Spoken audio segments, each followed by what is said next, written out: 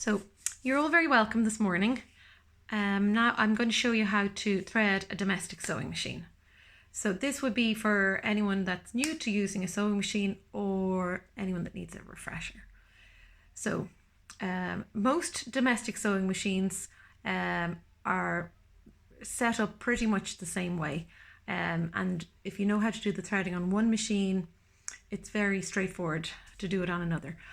All domestic sewing machines come with a diagram of where to put the thread. So I'm going to show you now how to do it, and hopefully you'll be able to follow that then on your own model. Okay, so mine is a Brother sewing machine. This is probably about 15 years old. I have it a good while, and you know, it's pretty much the same as the ones that are coming out that are brand new. They don't change unless it's one from a long time ago. Okay, so when you're getting your machine ready, we have two threads. Okay, so we have our top thread and we have the bobbin. So I'm just going to take out the bobbin now so I can show the two different parts. Okay, and we're going to thread it from the beginning. So this is what a bobbin looks like. Okay, and slide off the front compartment, and this is where the bobbin goes.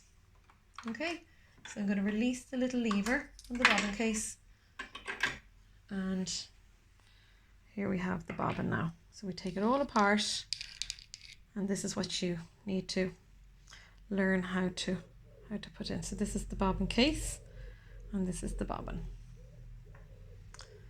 So firstly, I'm going to show you how to wind on a bobbin. So this one is practically empty.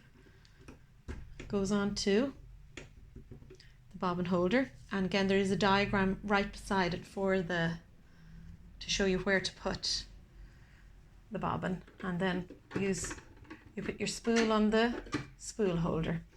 There's also a diagram here to show you where to put your thread when you're winding on the bobbin. Okay, and it's showing me here that I need to go anti-clockwise with my thread. Okay, you can also pull your thread through one of the holes at the top of the bobbin if you need to. Okay, and then you need to slide it over to engage the mechanism. Okay, so now I'm going to turn my machine on, and I'm going to sit down now and gently put my foot on the pedal. Okay, this is going to engage the bobbin. So this puts the thread onto the bobbin from the spool in the right tension, and it's really important that you don't do this manually or by hand, or it doesn't go on in a bumpy way, because then when you go to sew you can end up then with running into problems. So it's really important that we do this correctly, and the bobbin then is filled properly. So when the bobbin is full, you won't be able to fit any more thread on. You'll feel that the machine will start to slow down. You won't be able to add any more thread on.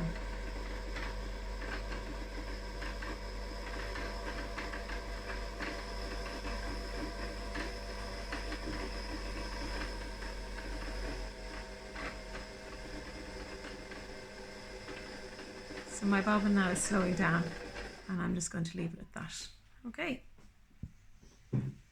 So again, we slide the bobbin back, and that disengages the feature. I'm going to cut my thread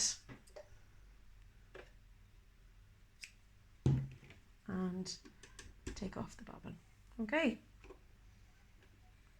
And we'll finish threading this now, just in a moment. Okay, so next I'm going to show you how to put your bobbin into the bobbin case. So we just put it in, it fits in perfectly, and there's a little slit just here where the thread is going to go, and then it's going to go under that little bar there. Okay, so it just clicks. You need to hear the click, and then you know it's in properly. So the thread should come not too easily and it shouldn't be stuck, so you just need to test that. So I'm happy with that, and now I'm going to put my bobbin into the machine. So the one thing to remember is the bar here needs to go vertical, so it needs to go straight up, okay, and this bar is horizontal. So to put the bobbin in, you need to hold the bar like so. You just open it, and then I'm just going to put this straight into the middle of the bobbin, where the bobbin goes, like so. So the lever is open. I'm just going to zoom in slightly. Make sure you can see. So the lever is open, and then once it's in, then I let go, release, and the bar is vertical, straight up, and the bobbin shouldn't swivel around. If it's spinning, it hasn't been done properly, so you'll need to take it out and put it in again. So we have one thread loose there. So just leave that for the moment.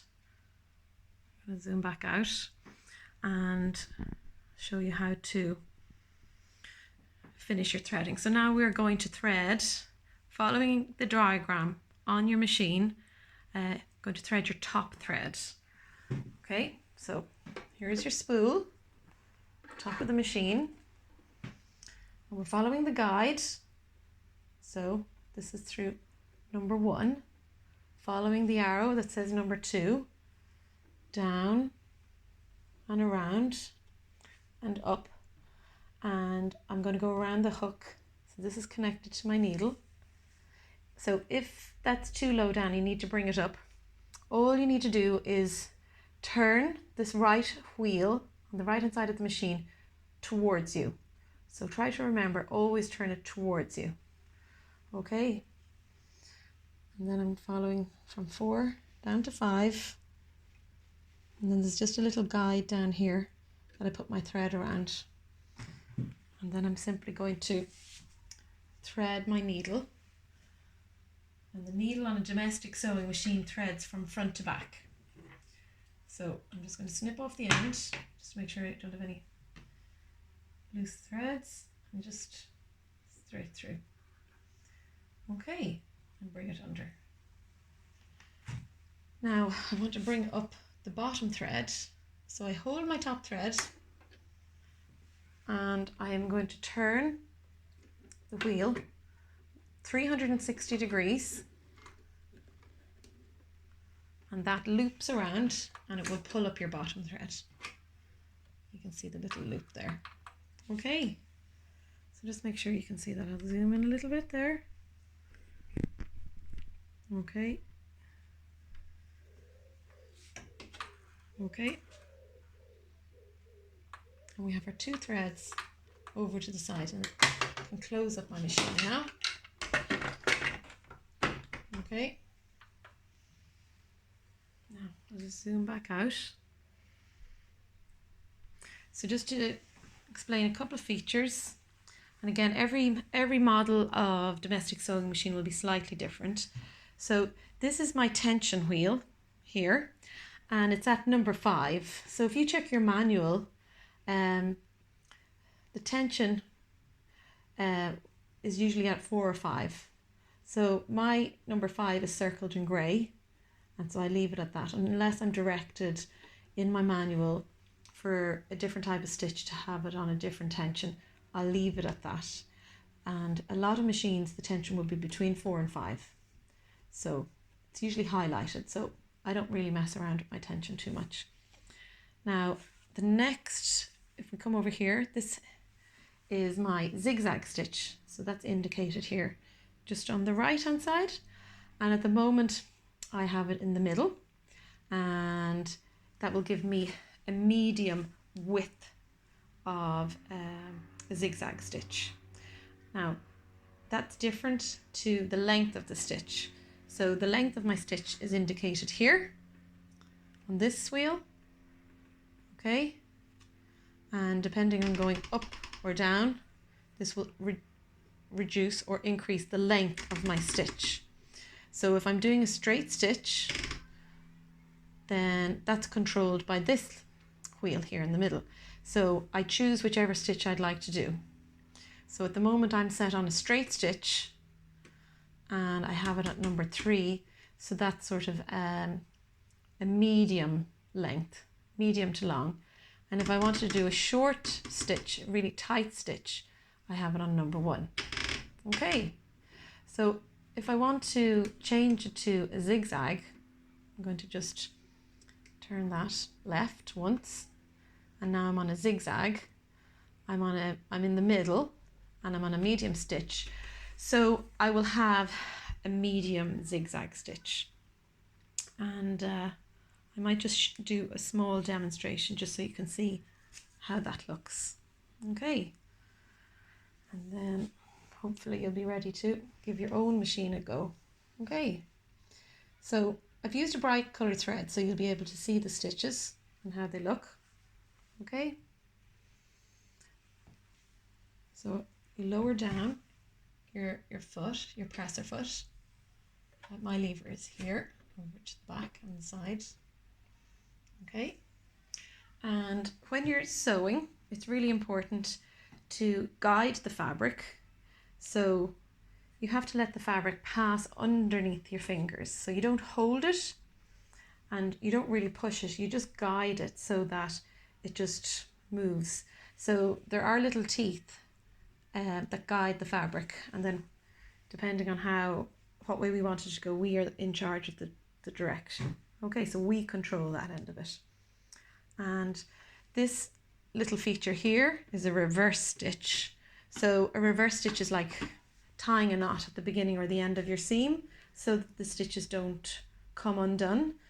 And I recommend doing that for side seams at the beginning and the end. So it's like tying a knot. Okay, so I'm just going to do a little zigzag stitch here just so you can see how it looks. Get yourself comfortable. Now my pedal's on the floor, and it is very similar to driving. So if you think that you put your heel on the floor and then you lower the ball part of your foot up and down and press that onto your pedal, and depending on how hard you press, that'll depend on the speed your machine will go. So I'm going to gently put my foot on the pedal with my heel on the floor and guide the fabric, and you'll be able to see now. So just gently guiding. You can see now that I don't really need to push. The fabric is being pulled through.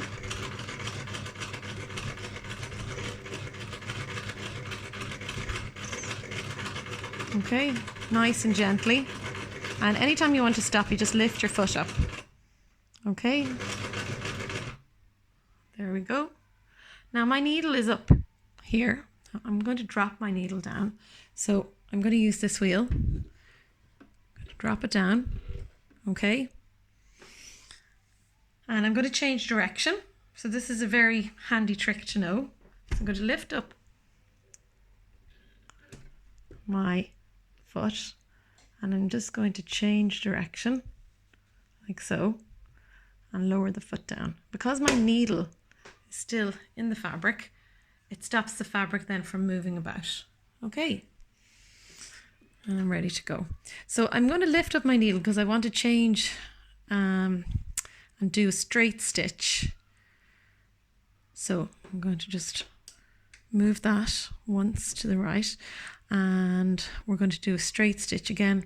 It's on a medium stitch, so I've left it, you know, not quite big.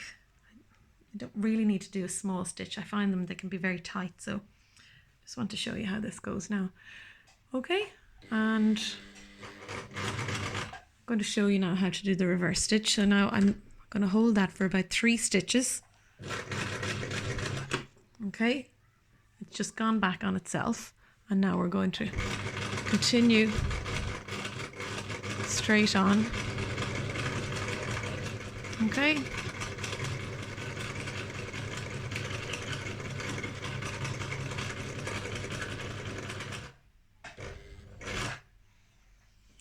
Okay, and again, my needle is down. Lift up the presser foot. Change direction.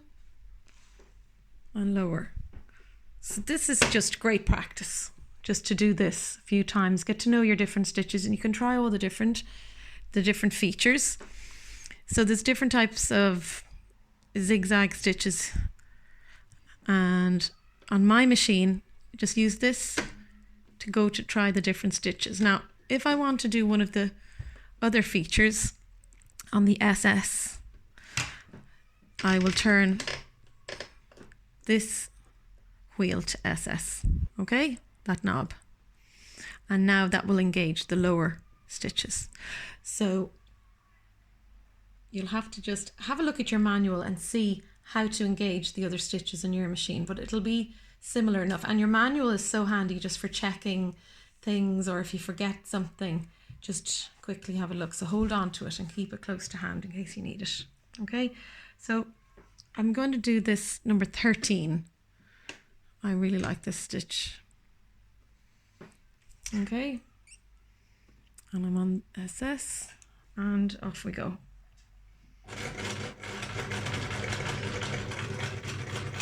So the decorative stitches take a bit longer because they're doing more work. So this is something that you might do as a feature on something that you're making, whether it's craft or a garment.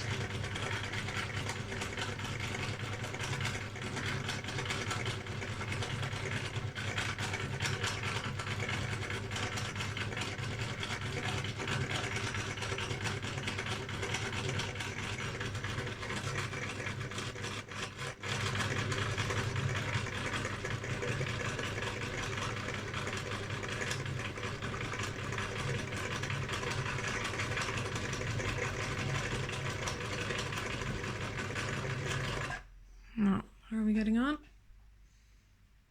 Okay, I'll just keep going, just a little bit more.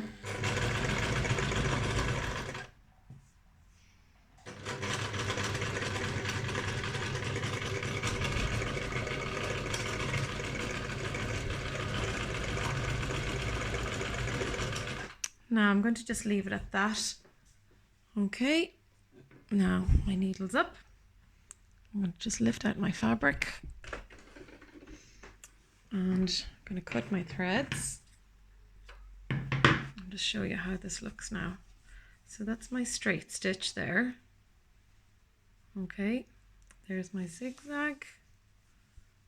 And lastly, there's my decorative stitch, which is a nice little feature.